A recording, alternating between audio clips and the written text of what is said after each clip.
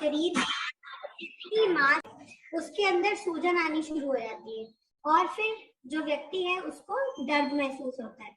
और ये जो दर्द है ये सिर्फ सीमित इसी एरिया में नहीं है, ये किसी भी हिस्से में जमा हो सकता है। या तो ये टखने के अंदर जो एंकल है वहां पे जमा हो जाता है, कई बार ये जो टो के नीचे का जो हड्डी है वहां पे आ जाता है, घुटने में हो सकता है, गर्दन में भी हो सकता है, कमर में भी हो सकता है। जनरली वैसे जो बहुत ही कॉमन पाया जाता है वो होता है कि ये जो हमारा जो टो है उसके नीचे की जो हड्डी है वहां पे, और जो हमारा घुटना है वो दो, ज्यादातर लोगों में आप देखेंगे कि उन दो जगहों पे यूरिक एसिड का स्तर ज्यादा होने से ये प्रॉब्लम आ जाती है।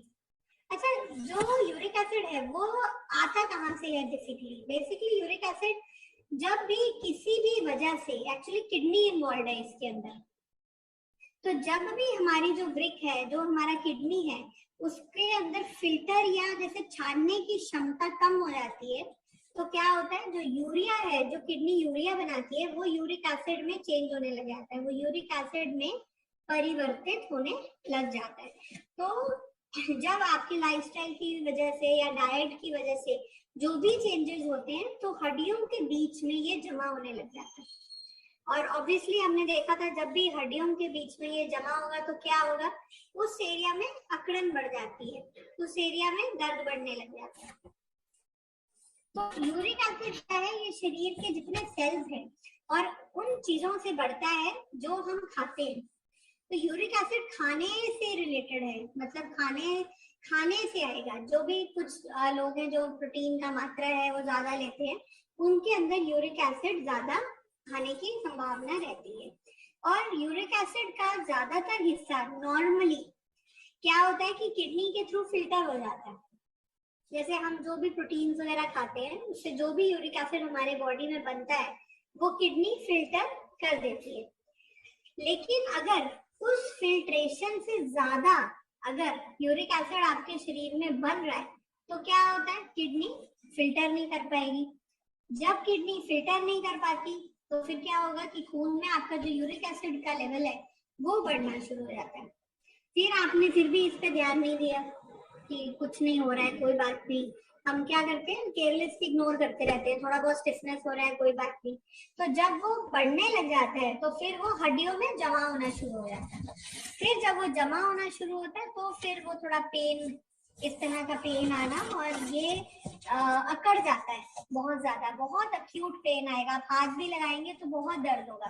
तो इस लेवल का पेन पेशेंट को फील होगा। तो ये सीधा सीधा यूरिक एसिड का ही पेन है। अच्छा, शुरुआत में यूरिक एसिड के लक्षण आप कैसे पहचानेंगे कि आप, क्योंकि देखिए हमने देखा था ऑस्टियोआर्थराइटिस में भी पेन होता है, यूरिक एसिड में भी पेन है, तो कैसे पता चलेगा कि हमने वाताहारी देनी है कि हमने कुछ और देना है? तो बेसिकली शुरुआत में यूरिक एसिड बढ़ने का पता नहीं लग पाता। ज्यादातर लोगों को जानकारी नहीं होती इस चीज की कि हमें यूरिक एसिड को कैसे पहचानना है। तो सबसे पहले हम देखते हैं कि लक्षण क्या है, कैसे आपको पता चलेगा कि यूरिक एसिड बढ़ रहा है शरीर के अंदर। तो लक्षण बहुत सिंपल है। सबसे पहले तो जोड़ों में दर्द आएगा, पेशेंट कंप्लेन करेगा कि मेरे को उठते बैठते इस जोड़ में दर्द है। अगेन वो जोड़ आपके हाथ का हड्डी हो सकता है, रिस्ट हो सकती है आपकी, और छोटे छोटे जॉइंट्स हो सकते हैं, आपका नी का जो आपके घुटने का जो जोड़ है वो हो सकता है, टखने का जोड़ हो सकता है, कहीं पे भी जोड़ों में दर्द होने की परेशानी हो सकती है। उठने बैठने के अंदर भी दिक्कत आ सकती है कि आपको मूवमेंट में परेशानी हो रही है, क्यों? क्योंकि स्टिफनेस बहुत ज्यादा बढ़ जाएगा। ठीक है। फिर उंगलियों में सूजन आ जाना, जो उंगलियां हैं वो स्वेल करने लग जाती हैं। आप कभी देखेंगे ना, सुबह उठ के लोग कहते हैं कि जब हम सुबह उठते हैं तो हमारी उंगलियां सूजी सूजी लगती हैं, और लोगों की रिंग्स टाइट हो जाती है कि सुबह जब हम उठते हैं या सारे दिन में भी, पहले हमारा हाथ पतला था, अब हमारे हाथों में अकड़ाहट आ गई है, सूजन आ गई है। तो पहले के मुकाबले में तो उंगलियों के साइज में फर्क आया है।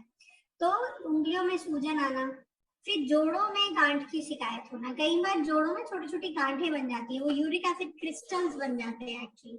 तो वो भी एक साइन है कि आपको कुछ ना कुछ यूरिक एसिड रिलेटेड प्रॉब्लम हो रही है। तो ये सबसे कॉमन लक्षण है जो आपको पता चलेंगे कि हाँ ये कुछ ना कुछ गड़बड़ यूरिक एसिड ही कर रहा है। तो क्रिस्टल्स बन रहे हैं, मूवमेंट का प्रॉब्लम है, जोड़ में प्रॉब्लम है। इसके अलावा पैरों और हाथों की उंगलियों में कई बार चुभन जैसा दर्द भी होता है, असहनीय दर्द। पेशेंट आपको बोलेगा मुझे ऐसा लग रहा है अंदर से कुछ शूल चुभ रहा है, तो वो जो है इस तरह का जो असहनीय दर्द है वो भी यूरिक एसिड से होता है। और इसमें जो व्यक्ति है बहुत जल्दी थकावट होना, उसको बहुत थका थका लगेगा, थोड़ा काम करके ही लगेगा बस एनर्जी नहीं है। तो इस तरह के जो ये सारे लक्षण हैं ये यूरिक एसिड से आते हैं। तो आपके पास कोई भी आए तो आप देख सकते हैं कि जी इसको जोड़ों में दर्द है, इसको स्वेलिंग भी है, और इसको सूजन सूजन तो आ ही रही है, उठने बैठने में परेशानी हो रही है, मूवमेंट इतना अच्छा नहीं है, और कुछ ऐसा लग रहा है छोटी छोटी गांठ बन रही है साइड में, तो बस समझ जाइए कि ये यूरिक एसिड रिलेटेड कुछ प्रॉब्लम बन रहा है। ठीक है ना। और साथ में आप देख सकते हैं कि थकावट भी हो रही है कि नहीं, कि काफी आपका इम्यूनिटी लो रहता है, कि सुबह आप उठते हो और एकदम से 1-2 घंटे के बाद ऐसा थका थका फील करते हो, तो जो एनर्जी है वो बहुत जल्दी डाउन जा रही है। तो ये जो सारी चीजें हैं ये इशारा करती है यूरिक एसिड की तरफ। अब इसका कारण क्या है, यूरिक एसिड क्यों बढ़ता है? बेसिकली यूरिक एसिड जो है उसका बढ़ने का सिंपल जो सबसे मेन जो रीजन है, सबसे जो मेन कारण है वो ये है कि आपका खान पान और आपका लाइफस्टाइल कैसा है। अगर आपके खाने में बहुत ज्यादा प्रोटीन है, मतलब प्रोटीन देखिए हमारे बॉडी के लिए नो डाउट जरूरी है, हम लोग प्रोटीन खाते हैं एनर्जी के लिए, पर कई बार क्या है कि excess of anything is bad.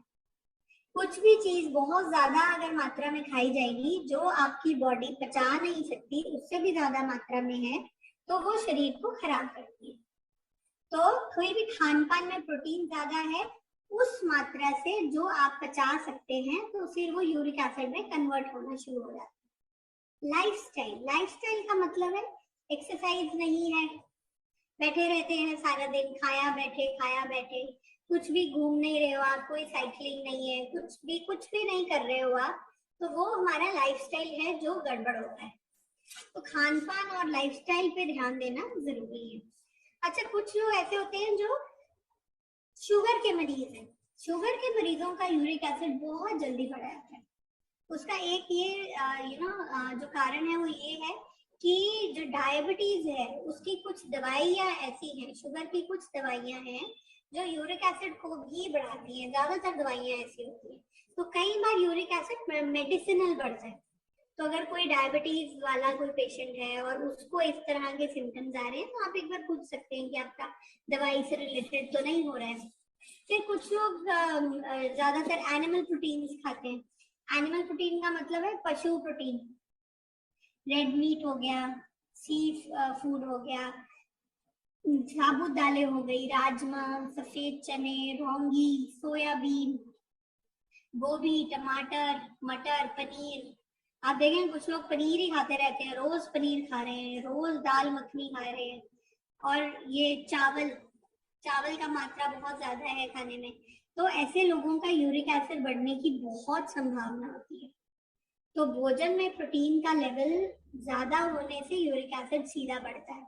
ये चीजें मैं आपको इसलिए बता रही हूँ कि देखिए सब चीज में दवा ठीक है, यूरिक एसिड अब हम बताएंगे आगे भी कि क्या दवाइयां जाएंगी, वो ठीक है, पर यूरिक एसिड की अगर आप दवाई किसी को दे रहे हो और उसको परहेज नहीं करा रहे हो, तो आपके उत्तम से उत्तम दवाई देने के बाद भी आपको रिजल्ट नहीं मिलेगा। ये चीजें आपको उनको बतानी जरूरी है कि आप अपना प्रोटीन बंद करिए।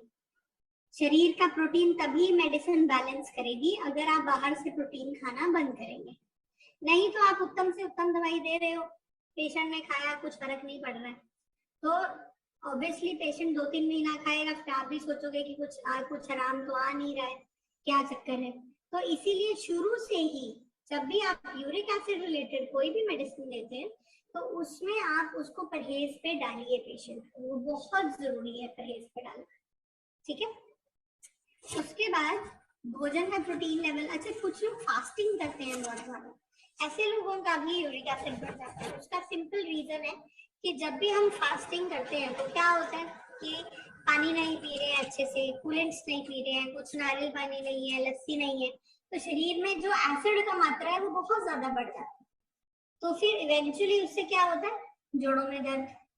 क्यों? क्योंकि वो जो जितना यूरिक एसिड जो भी एसिड बन रहा है, वो पानी कम पी रहे हैं, किडनी उसको फिल्टर नहीं कर पा रही है, तो वो जितना यूरिया है वो यूरिक एसिड में कन्वर्ट होकर फिर वो बोन्स में जाता है और फिर वो यूरिक एसिड बनना शुरू हो जाता है। स्क्रीन पे स्क्रिबल मत करिए, लोगों को देखने में दिक्कत आएगी, ठीक है। अच्छा, बहुत ज्यादा एक्स्ट्रा एक्सरसाइज करने से भी यूरिक एसिड बढ़ जाता है।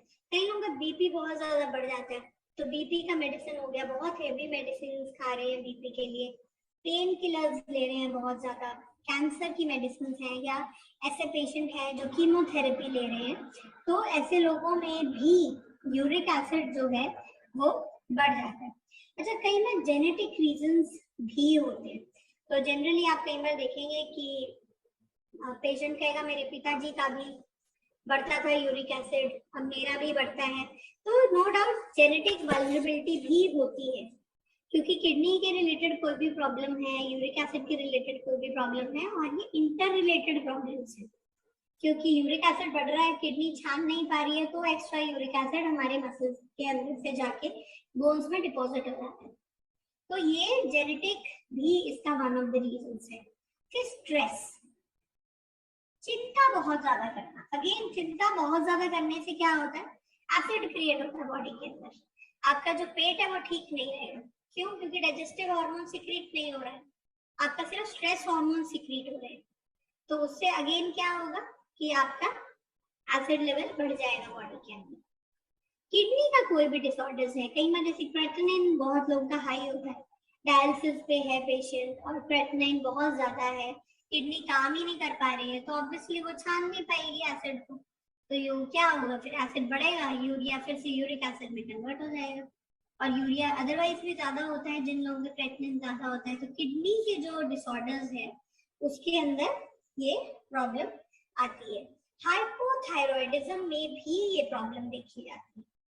ये चीजें इसीलिए बताई जा रही हैं कि अगर कोई ऐसा पेशेंट है जिसका थायराइड कंट्रोल में नहीं है, यूरिक एसिड के लिए आप कुछ दे रहे हो, जिंदगी में नहीं ठीक हो पाएगा, तो आपको उसका थायराइड भी बेटर करना पड़ेगा। उसको कुछ थायराइड के लिए देकर फिर साथ में यूरिक एसिड के लिए लगाएंगे तो ही फायदा होगा। ऐसे ही उसका क्रेटिनिन कम होगा तभी उसका यूरिक एसिड बेटर होगा, या यूरिक एसिड बेटर होगा तो ही किडनी बेटर होगी।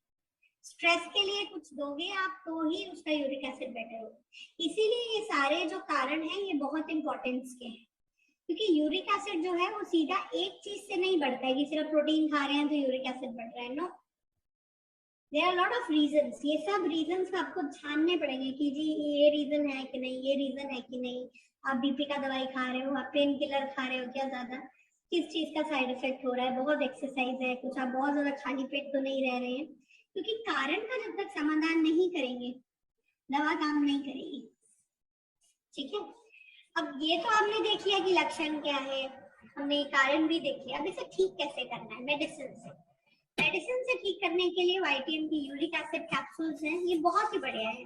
इसका कॉम्बिनेशन काफी अच्छा है, क्योंकि कॉम्बिनेशन में पुनर्नवा है, गोक्षुर डली हुई है, वरुण डला हुआ है, गिलोय डली हुई है, नीम का कॉम्बिनेशन है, साथ में केशोर गुग्गुल है। केशोर गुग्गुल एंटी इंफ्लेमेटरी, बहुत बढ़िया एंटी इंफ्लेमेटरी ड्रग है।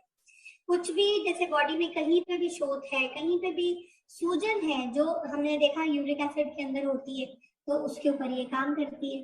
पुनर्नवा भी बहुत अच्छा है, पुनर्नवा स्टिफनेस में बहुत बेटर करती है। गोक्षुर यूरिक एसिड का जो फ्लो रुक जाता है, किडनी छान नहीं पाती, उसमें काम करती है। वरुण भी डायूरेटिक है, वरुण भी हेल्प करता है कि किडनी जो है वो अच्छे से छान सके। और त्रिफला है इसके अंदर, तो त्रिफला तो अपने आप में ही एक रसायन है।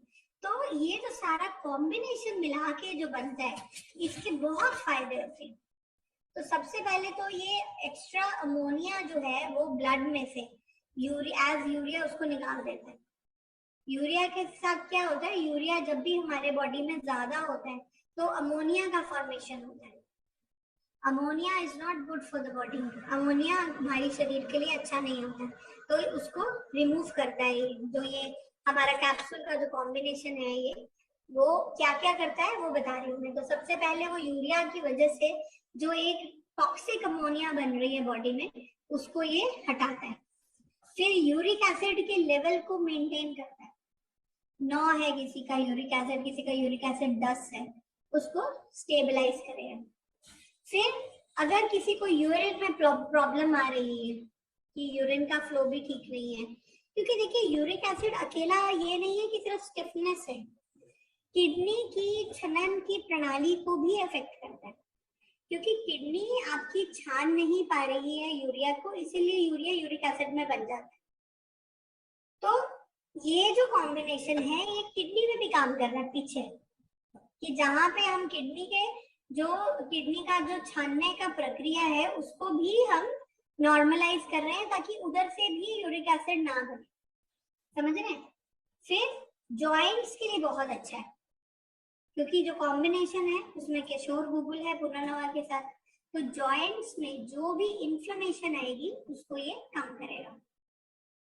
स्टिफनेस है जॉइंट्स के अंदर, अगेन पुनर्नवा गोक्षुर के साथ है, केशोर गुगुल के साथ है, तो ये वहां काम करती है। और ये जो कॉम्बिनेशन है इससे जो कुछ लोगों को जैसे बहुत ज्यादा स्टिफनेस फील होती है उसमें भी फायदा होता है। जैसे काफी लोग कहते हैं कि हम जब सुबह उठते हैं तो हमें बहुत ज्यादा अकड़ा अकड़ा लगता है, तो उस कंटेक्स्ट के अंदर भी ये जो कैप्सूल्स है बहुत अच्छा काम करता है। अब इसका उपयोग विधि क्या है, लेने का जो तरीका है, अगर हम देखें 18 साल तक के लोगों के लिए, तो वो है कि एक कैप्सूल आप एक दिन के लिए दे सकते हैं, और अगर उससे ऊपर है 18 साल से ऊपर, एक कैप्सूल दिन में 3 बार कोसे पानी के साथ, ल्यूकॉर्म वाटर, थोड़े कोसा हल्का गर्म पानी के साथ आप दे सकते हो, दिन में 3 बार खाना खाने के बाद। सुबह आधे घंटे बाद दे सकते हो खाना खाने के, दोपहर में खाना खाने के आधे घंटे के बाद, और रात को खाना खाने के आधे घंटे के बाद। अब किसे ना दें, अगेन ये बहुत जरूरी है, क्योंकि साइड इफेक्ट नहीं होना चाहिए आपके हाथ से किसी को भी। तो प्रेग्नेंट लेडीज हैं या ब्रेस्ट फीडिंग लेडीज हैं, जो माताएं अपने बच्चों को दूध दे रही हैं, वो नहीं देना है उनको, लैक्टेटिंग फीमेल्स को नहीं देना है, प्रेग्नेंट फीमेल्स को नहीं देना है। और इसके साथ में जो कॉम्बिनेशन है वो यही है कि आपने प्रोटीन बंद करना है, यूरिया जो भी बढ़ाने वाली कोई भी मेडिसिन हैं उनको आप बोलिए कि आप थोड़ा चेंज करिए। अगर मोटापा है तो उसको थोड़ा सा कम करने की कोशिश करें, अगेन बाय एक्टिविटी, कुछ ना कुछ एक्सरसाइज थोड़ा डाल सकते हैं। शराब, मीट, अंडा ये सब बंद करिए, बहुत ज्यादा मीठा भी खराब करता है। विटामिन सी को भी बैलेंस करना बहुत जरूरी है यूरिक एसिड के लिए। तो अगर आप ये सारा कॉम्बिनेशन एक साथ चलाएंगे तो डेफिनेटली फायदा होगा ही होगा। तो यूरिक एसिड कैप्सूल्स आप एक कैप्सूल दे सकते हैं दिन में एक बार 18 साल तक, और 18 साल से ऊपर आप एक कैप्सूल दिन में 3 बार भी दे सकते हैं खाना खाने के बाद कोसे पानी के साथ, ठीक है। तो this was all about uric acid. अब हम आते हैं किडनी स्टोन के ऊपर। अब किडनी पत्थर फंस जाता है तो उससे क्या होता है कि मूत्र प्रवाह जो है, ये यूरिनेशन है, वो अवरुद्ध हो जाती है, ऑब्स्टेकल आ जाता है उसके अंदर, तो तब पेशेंट को पेन हो जाता है। बेसिकली क्या होता है, गुर्दे की जो भी पथरियां हैं ये क्रिस्टलाइन सब्सटेंस होता है, मतलब आपने वो देखा होगा आपने, क्रिस्टल की तरह होता है ना, जैसे क्रिस्टल होते हैं वैसे छोटे छोटे पत्थर होते हैं, बहुत छोटे छोटे। और ये गुर्दे में भी हो सकती है, या मूत्र का वो पथ है जो आपका यूरेटर है, वहां पे भी कहीं ना कहीं पे भी हो सकता है। अच्छा, कोई भी बहुत छोटा पत्थर है ना, वो तो कई बार बिना लक्षण के, या कोई किरकिरी है पत्थर की, कई बार आता है अल्ट्रासाउंड में कि बस थोड़े से किरकिरा है, चूरा है पत्थर का, वो तो कई बार ज्यादा पानी पीने से बिना लक्षण के ऐसे ही मूत्र के साथ भी बाहर निकल जाता है। लेकिन अगर वो पथरी 5 mm से ऊपर है तब वो मूत्र मार्ग में डेफिनेटली रुकावट करेगी, और उससे दर्द जैसे लक्षण आते हैं। पेशेंट को कई बार जी भी मचलता है कि जैसे उल्टी आने को हो रही है, इस तरह के लक्षण भी उत्पन्न होते हैं। और ये आप देखोगे किडनी स्टोन, आप कई लोगों को सुनोगे कि कोई कहता है मेरे बनते ही रहते हैं, फैक्ट्री थोड़ी है अंदर, कोई ना कोई कारण होता है इसके पीछे। तो कुछ ना कुछ कई बार जेनेटिक कारण है या एक्वायर्ड कारण। एक्वायर्ड का मतलब होता है जो सर्कमस्टेंशियल है कि खाना ऐसा खाना। हम पूरा बात करेंगे इसके बारे में कि पथरियां क्यों बनती हैं। तो पथरियां बेसिकली क्या है, या तो जो कैल्शियम है उसका स्तर मूत्र में ज्यादा है। यूरिन में कैल्शियम का स्तर ज्यादा होना पथरी का वन ऑफ द रीजन है। सेकंड है ओबेसिटी, मोटापा। पेशेंट अगर मोटा है तो भी किडनी स्टोन बार बार बनने की एक टेंडेंसी बनती है।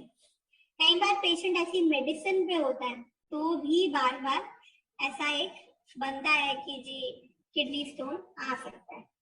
कई लोग पानी नहीं पीते, पानी ज्यादा ना पीने से भी ये प्रॉब्लम आती है, क्योंकि कम पानी पीने से क्या होता है कि आपका जो किडनी है वो फिल्टर नहीं कर पाता, तो जो चूरा होता है वो वहीं पर ही डिपॉजिट होना शुरू हो जाता है और फिर वो पथरी धीरे धीरे बड़ी बननी शुरू हो जाती है। देखिए यूरिन के अंदर बहुत चीजें मौजूद होती है, केमिकल्स हैं, यूरिक एसिड है, फॉस्फोरस है, कैल्शियम है, ऑक्सलेट है। ये सब मिला के जो भी मिलता है वो मिलाकर पथरी बना देता है, पथरी तैयार है आपकी। तो यूरिन को अगर आप पानी नहीं पियोगे तो ये जो सब छोटी छोटी चीजें हैं सब मिलके पथरी बन जाएगी। और गुर्दे की जो पथरी है बेसिकली ये इन्हीं मिनरल्स और नमक से बनी हुई ठोस जमावट है। ठीक है, सिंपल सी बात है। आपने देखा होगा कि कभी कोई आप गोवा बीच पे अभी लोग जाकर आए हैं तो देखा होगा वहां पे जब पानी आता है तो जो सतह है, जो साइड में सैंड होती है, वो कितना छोटा छोटा पत्थर है, तो जितना पानी आता है वो सैंड उसके साथ घुलती जाती है। जहां पानी नहीं आता वो सैंड वहीं पड़ी रहती है। तो ऐसे ही अंदर है, जितना पानी अंदर जाएगा कुछ भी सैंड होगा वो यूरिन के थ्रू निकल जाएगी। और अगर आप पानी नहीं डालेंगे अंदर, वो जो जितना सैंड है वो वही जमा करके उसको एक पूरा पत्थर के रूप में बना देगी। और अगर ये बन गई एक बार तो फिर ये अगर छोटे से बड़ा हो जाता है, ऐसा नहीं है कि उतना छोटा ही रहेगा, क्योंकि आपने कुछ चेंज तो किया नहीं है। आपने कुछ ना तो पानी बढ़ाया है अपना, ना आपने कुछ कैल्शियम की मात्रा के बारे में कुछ किया है, तो आपने कुछ लक्षण या कुछ कारणों पे काम नहीं कर रहे हो आप, तो आपका जो पथरी है वो माप में छोटे से बड़ा होता जाएगा और ये कहीं पे भी फंस सकती है। किडनी में भी फंस सकती है, आपके मूत्र के पथ में भी फंस सकती है, यूरेटर में फंस सकती है, ब्लैडर में फंस सकती है, यूरिथ्रा में फंस सकती है। अब बहुत पेनफुल होती है, दर्द बहुत होता है पेशेंट को। अगर पथरी बहुत ज्यादा बड़ी है तो ये आपका जो यूरेथ्रा है या यूरेटर है वहां पे फंस सकती है बहुत ज्यादा। तो पेशेंट को कई बार स्ट्रैंगुलेटिंग पेन होता है, बहुत ज्यादा उल्टियां आने का एक इमरजेंसी कंडीशन है ये उस केस के अंदर। अब होते क्यों है बेसिकली ये एक सोचने की बात है कि किडनी स्टोन क्यों है, why kidney stone is there. ये देख रहे हैं ना हम, ये किडनी के अंदर है, ये जो पथरी है ये ऊपर देख रहे हैं हम, और ये यूरेटर के अंदर, ये यहाँ से निकलती है तो ये यूरेटर में है, ये पूरा क्रिस्टलाइन है, देख रहे हो ना, क्रिस्टल की तरह है ये पथरी। तो ये जो भी मिनरल्स हैं और सॉल्ट है उसका जमाव है ये। तो ये वैसे अगर पानी पियेंगे तो ये फिल्टर हो के निकलती रहेगी, पर हम पानी नहीं पी रहे हैं तो ये जो पूरा है ये जम जाता है यहाँ पे। अब ये फंसी हुई पथरी दिखाई है, अब ये अगर फंस गई और ये नुकीली पथरी है अगर, तो ये यहाँ पे आपके इसको इंजर भी कर सकती है। ये जो पाइप है इसके अंदर इंजर कर सकती है और ये बहुत ही लाइफ थ्रेटनिंग हो जाता है। तो इसीलिए ये आपको बहुत कॉशियस रहना चाहिए कि आपका पानी का मात्रा अच्छा हो। अगर आप मेडिसिन भी दे रहे हो, पानी उसके साथ अच्छा हो, ताकि अगर टूट के भी निकल रही है तो छोटे मात्रा में टूट के ही बाहर निकल जाए। देखिए पथरी होना जो है वो एक सामान्य सा प्रोसेस है, सामान्य हो गया आजकल, काफी लक्षण भी नजर आ जाते हैं इसका, लेकिन इसका इलाज जरूरी है, इसको इग्नोर नहीं करिए। कोई बात नहीं, पथरी तो हमें बनती ही रहती है, इस तरह से नहीं। और कम मात्रा में पानी पीना इसका सबसे मेन कारण है। जो लोग भी कम मात्रा में पानी पीते हैं आप देखेंगे उनको पथरी बनने की समस्या हमेशा ज्यादा होती है। क्यों? क्योंकि यूरिन हमेशा एसिडिक ही रहेगा, पानी हम पीते नहीं है, ना लस्सी पी रहे हैं, ना पानी पी रहे हैं, ना कुछ जूस ले रहे हैं, तो उससे क्या होगा, हमारा यूरिन एसिडिक हो जाएगा।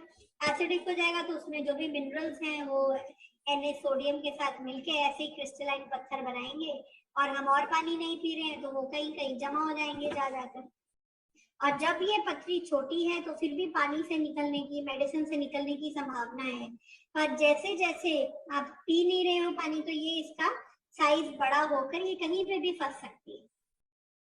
तो यूरिन में केमिकल का ज्यादा होना, शरीर में मिनरल्स की कमी होना, डिहाइड्रेशन होना, विटामिन डी बहुत ज्यादा होना, जंक फूड जो लोग बहुत ज्यादा खाते हैं उनको भी ये समस्या पाई जाती है। तो ये आपको ये चीजें का पता होना चाहिए कि इसका आखिर कारण है क्या।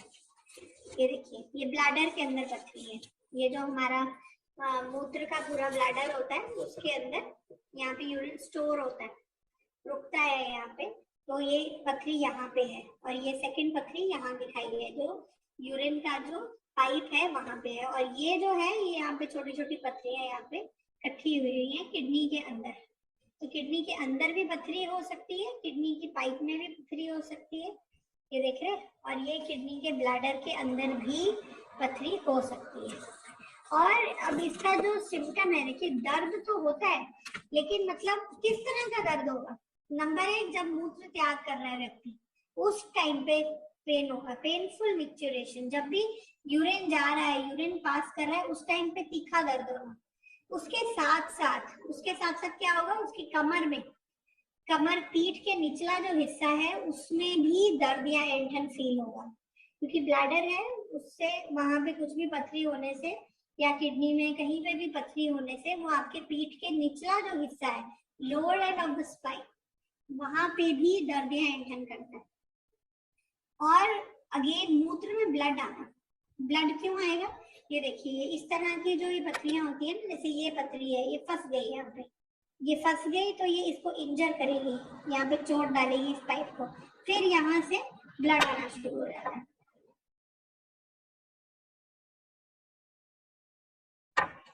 फिर है जी मचलाना, अगेन उल्टी जैसे सिम्टम्स आना। फिर गंदला पेशाब आना, यूरिन जो है वो डर्टी यूरिन आ रहा है, मतलब आपको मिट्टी जैसा ऐसा लगेगा कि यूरिन आ रहा है। वो कई बार क्या होता है, वो पथरी के जो छोटे छोटे पार्टिकल्स होते हैं वो आने शुरू हो जाते हैं। कई बार स्मेल बहुत आती है यूरिन में से, तो वो भी एक साइन है कि कुछ ना कुछ गड़बड़ है कहीं ना कहीं। फिर बार बार यूरिन आना भी इसका रीजन है, बार बार थोड़ा थोड़ा यूरिन आना सॉरी। तो वो पेशेंट को लगेगा कि मैं जा रहा हूँ पर मेरे को एक बार में इवैक्यूएट नहीं हुआ, मुझे फिर जाना पड़ेगा, एक बार में मेरा पूरा यूरिन खुल के नहीं आया है। तो बार बार यूरिन आना, गंदला यूरिन आना, उल्टी आना, जी मिचलाना, और मूत्र में ब्लड आना, साथ में पीठ के निचले हिस्से में दर्द होना, और मूत्र त्याग के समय दर्द हो रहा है तो मतलब है कि जलन होती है कुछ लोगों को, खुलकर यूरिन नहीं आ रहा, और साथ में कई बार बुखार या पसीना भी ज्यादा आता है। तो एक कॉमन कंप्लेंट है कि पेशेंट कहता है कि मुझे बहुत ज्यादा ना जलन हो रही है यूरिन पास करते हुए, तो भी एक इंडिकेशन है कि कुछ ना कुछ उसको यूटीआई के साथ में कुछ ना कुछ पेन के साथ ब्लैडर आ रहा है। अब ये देखिए, ये जो स्टोन्स है ये भी सारे ना एक प्रकार के स्टोन्स नहीं होते, इनके भी विभिन्न प्रकार के अलग अलग तरह के स्टोन्स होते हैं। कुछ कैल्शियम के स्टोन्स बनते हैं, ये सबसे कॉमन है। मेजॉरिटी जो है 80% जो पॉपुलेशन है उसको कैल्शियम का ही स्टोन बनता है। कैल्शियम ऑक्सलेट का बन गया, कैल्शियम फॉस्फेट का बन गया, कैल्शियम मैलिएट का बन गया। और इसको कम करने के लिए कुछ नहीं करना है, थोड़ा आलू, मूंगफली, चॉकलेट, चुकंदर, पालक, ये जो इस तरह की जो भी चीजें हैं, बीज वाली जो सब्जी है वो आपने बंद करनी है। ये देखिए, परहेज ना इसीलिए जरूरी होता है कि किसी भी दवाई का असर दोगुना हो जाता है। क्यों? क्योंकि आपका जो मेडिसिन है वो अंदर का सफाई कर रहा है, पर अगर वो साथ साथ कुछ कुछ खा रहा है तो वो दवाई का असर इतना पता नहीं चलता। तो जब भी हम परहेज कराते हैं तो उससे क्या फायदा होगा कि आपको रिजल्ट अच्छा मिलेगा। तो कैल्शियम का तो स्टोन है ही है, और उसके बाद यूरिक एसिड का स्टोन, यूरिक एसिड के भी स्टोन्स बनते हैं। आप देख रहे हो ना, हमने अभी यूरिक एसिड किया था, तो यूरिक एसिड क्या कर रहा था, जब किडनी का छनन अच्छे से नहीं हो पा रहा है तो वो क्या करता है, यूरिक एसिड वहां पे, यूरिया जो है यूरिक एसिड में बन जाता है, क्रिस्टलाइज होता है। अब वो क्या करते हैं, वो कई बार मांसपेशियों में जो नहीं जा पाता यूरिक एसिड का क्रिस्टल, वो कई बार किडनी में ही रह जाता है, वो किडनी में ही थोड़ा थोड़ा थोड़ा होके बड़ा हो जाता है, तो वो यूरिक एसिड का स्टोन बन जाता है वहां पे। और ये कई बार ना जो लोग कीमोथेरेपी करा रहे होते हैं या जिनको ऑलरेडी गाउट है, मतलब गाउट मतलब जिनको ऑलरेडी थोड़ा यूरिक एसिड जमा होने की टेंडेंसी है, उन लोगों में ये इस तरह की यूरिक एसिड स्टोन्स की जो प्रवृत्ति है वो ज्यादा पाई जाती है। वैसे यूरिक एसिड स्टोन ज्यादा मेल्स को ज्यादा होते हैं फीमेल्स से। तो यूरिक एसिड का मतलब आपको ये पता होना चाहिए कि हाँ ये दूसरे तरह का यूरिक एसिड क्रिस्टल बन रहा है। और स्ट्रूवाइट स्टोन्स होते हैं कुछ जो महिलाओं में ज्यादा बनते हैं, ये भी मूत्र पथ के संक्रमण से होता है और ये भी स्टोन का आकार इसमें बड़ा हो जाता है तो मूत्र में ये बाधा उत्पन्न करते हैं। ऐसे ही सिस्टाइन स्टोन्स होते हैं, ये अलग अलग मिनरल्स के स्टोन्स होते हैं। पर आपको तो ये पता होना चाहिए बस कि कैल्शियम का स्टोन होता है, यूरिक एसिड का स्टोन होता है, क्योंकि ये जो है ये सबसे कॉमन स्टोन्स हैं जो पाए जाते हैं। ठीक है, अब प्रिवेंशन क्या है? प्रिवेंशन इसकी क्या है, मतलब आप कैसे रोकोगे कि इस तरह का प्रॉब्लम आ रहा है? सबसे पहले तो आप क्या बोलोगे कि आप अधिक मात्रा में पानी पीजिए। तो ये सबसे पहली आपका जो पेशेंट है उसको आपको कहना चाहिए कि आप पानी का मात्रा बढ़ा दीजिए, 3 लीटर 4 लीटर पीजिए जितना पी सकते हैं। विटामिन सी थोड़ा दीजिए उसको, संतरे का जूस हो गया, नींबू पानी हो गया, इस तरह से दे सकते हैं। कैल्शियम देखिए, जो आप देख रहे हैं कि कैल्शियम ज्यादा लेने से भी प्रॉब्लम होती है, तो कैल्शियम की मात्रा जो है वो उम्र के हिसाब से होनी चाहिए। अब अगर कोई 18 साल का बच्चा सुबह शाम ले रहा है कैल्शियम, ऑब्वियसली कैल्शियम डिपॉजिट हो जाएगा।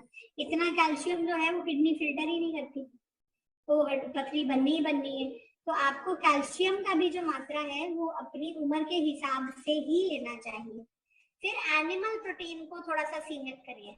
जो लोग रेड मीट ज्यादा खाते हैं या चिकन ज्यादा खाते हैं और एग्स ज्यादा खाते हैं, सी फूड बहुत ज्यादा मात्रा में खाते हैं, तो उन लोगों का क्या है, वो अगर उनका एक्सरसाइज वगैरह भी नहीं है इतना और वो जितना शरीर पचा सकता है उससे ज्यादा है, तो ऑब्वियसली वो प्रॉब्लम करेगा। तो वो क्या है, वो यूरिक एसिड के स्टोन्स बना देगा। तो इस चीज में आपको काफी ध्यान रखना पड़ेगा कि आपको पेशेंट को साथ में परहेज क्या बताना है। ठीक है, अब इसके अंदर वाईटीएम क्या कर रहे हैं? वाईटीएम ने कुछ बहुत ही अच्छे इसमें प्रोडक्ट्स लेकर आया है। एक तो है स्टोना अमृत कैप्सूल्स, ये तो नाम से ही पता चल रहा है स्टोन के लिए जो अमृत का काम करे उस प्रकार का कैप्सूल है। तो और इसमें इवन जो इसका जो कॉम्बिनेशन है वो भी अमृत के जैसा ही है कि इसमें भूमि आंवला है, पुनर्नवा, खरबूजा, नागरमोथा, कमरकस, गाजर, वरुण, पाश्चात्य भेद, पत्ता चट्टा बोलते हैं इसको, फिर शोरा है, थोड़ा शोरा से स्टोन थोड़ा सा खुलता है, गुड़ूची है, अजवाइन है, ये सब कॉम्बिनेशन बना के स्टोना अमृत बना है। और इसका जो सबसे बढ़िया जो फायदे हैं वो ये है कि ये किडनी की हेल्थ को भी अच्छा करता है। कि देखिए किडनी का जो फिल्ट्रेशन है वो अच्छा नहीं है तो किडनी भी तो वीक हो रही है ना। कई बार आप देखेंगे बहुत पेशेंट्स के साथ कंप्लेंट आता है कि किडनी में स्टोन भी है तो किडनी में सूजन भी आ गई है साथ में, हाइड्रोनेफ्रोसिस, तो ये उसमें भी काम करेगा, किडनी का सूजन को कम करने में भी हेल्प करेगा। अगर किसी कोई ऐसा व्यक्ति है जिसका यूरिन का फ्लो बहुत अच्छा नहीं है, रुक रुक के यूरिन आ रहा है, ड्रिबलिंग बहुत ज्यादा हो रही है, यूटीआई बार बार हो रहा है, तब भी ये जो स्टोन अमृत है ये डेफिनेटली हेल्प दे। और ये स्टोन को फ्लश आउट करने में भी इसका काफी फायदा है, क्योंकि हम देख रहे हैं ना इसके अंदर भूमि आंवला भी है, पुनर्नवा भी है, तो ये अंदर से टॉक्सिन्स को बाहर निकालता है बॉडी के। तो जो भी ये फॉरेन ऑब्जेक्ट्स हैं, ये जो भी पत्थर है हमारे अंदर, ये फॉरेन ऑब्जेक्ट ही है ना, क्योंकि ये नेचुरल तो है नहीं, सेल्स तो है नहीं है बॉडी का, कुछ पत्थर अंदर रुक गया है, तो इन पत्थरों को बाहर निकालता है ये कॉम्बिनेशन। अगेन यूटीआई में बहुत अच्छा फर्क है इसका। कुछ भी जलन हो रही है पेशेंट को या कुछ भी उसको ड्रिबल कर रहा है और दर्द हो रहा है मूत्र मार्ग के अंदर, तो ये डेफिनेटली हेल्प करता है। और इवन पिछले कुछ वेबिनार्स में हम लोग पूछ रहे थे क्रेटिनिन किसी का ज्यादा है, आप साथ दे सकते हैं, वैसे क्रेटिनिन में बहुत ज्यादा इंटरफेयर नहीं करिए, पर किसी को यूटीआई है क्रेटिनिन के साथ में तो उसको आप उसको सजेस्ट कर सकते हैं, इट विल हेल्प। और किडनी का स्टोन का जो एक और चीज है कि जैसे हमने बात की कि कुछ लोग ऐसे होते हैं जो कहते हैं हमारे स्टोन बनता ही रहता है, एक निकलता है दूसरा बन गया, दूसरा निकला तीसरा बन गया। तो ये जो टेंडेंसी है इसको भी रोकने में ये हेल्प करता है। So this is something good and different कि आप स्टोन के लिए तो दे ही रहे हैं, पर बार बार स्टोन ना बने उसमें भी आप इसका इफेक्ट देखेंगे। तो और अच्छा, अब ये लेना कैसे है, इसकी उपयोग विधि क्या है? अगेन 18 साल तक तो आप 1 से 2 कैप्सूल दे सकते हैं, ठीक है ना। तो बाकी अगर स्टोन के साइज के हिसाब से दिया जा सकता है। और इसके साथ एक और चीज जो बहुत जरूरी है कि आप हाइड्रेटेड रहे, पानी आप ज्यादा दो, पानी का मात्रा बहुत अच्छा होना चाहिए। सोडियम नमक कम रखें, कैल्शियम को कम रखें, ऑक्सलेट वाली चीजें कम खाएं, नॉन वेज अवॉइड करें, विटामिन सी वगैरह नहीं लें। और अगर आपका जो स्टोन है वो आपका 4 mm से ज्यादा है, देखिए कोई भी अल्ट्रासाउंड होता है उसके अंदर स्टोन का साइज मेंशन होता है। तो बहुत ही छोटा स्टोन है या किरकिरी है स्टोन की, उसमें तो कुछ नहीं, ऐसे ही दे दीजिए कि स्टोनामृत ले लेना भाई, तुम एक कैप्सूल ले लेना सुबह शाम। लेकिन अगर 4 mm से ज्यादा का स्टोन है तो आप इसके 2 कैप्सूल एक पूरा ग्लास भर के खारा सोडा के साथ, ल्यूकवार्म वाटर के साथ दोगे अगर, तो उसके बहुत अच्छे इफेक्ट्स हैं। 2 कैप्सूल 1 फुल ग्लास ऑफ खारा सोडा ल्यूकवार्म वाटर में डाल के, तो वो आप उसके साथ दो तो ये बहुत अच्छा काम करता है। इवन जो पेन वगैरह भी हो रही होती है पेशेंट को बड़े स्टोन से, उसमें भी ये हेल्प करेगा। तो आप ये ट्राई करके दे सकते हैं। इसी के साथ कॉम्बिनेशन में अगर आप जाओगे तो वाइटियम के 2 और प्रोडक्ट्स हैं, एक है ट्रिप्स